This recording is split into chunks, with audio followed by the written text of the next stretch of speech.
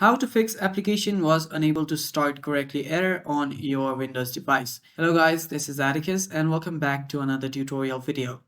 If you are getting this error on your device, what you can do to fix it is first head over to your control panel. Simply search for control panel on your search bar, open it up, and right here make sure that you have toggled on the large icon option. And right here what you'll need to do is head over to region. Now you should find region right around here.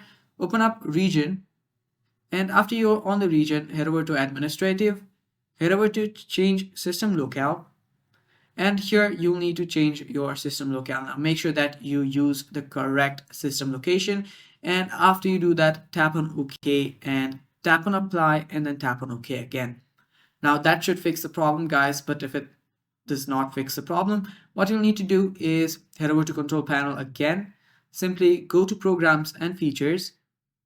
Right around here you should find Microsoft.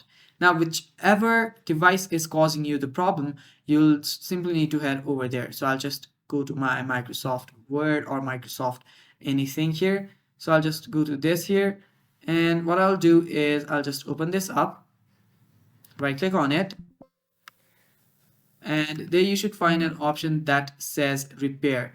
Now after you have repaired the problem, it should fix itself, and that is how you fix the problem.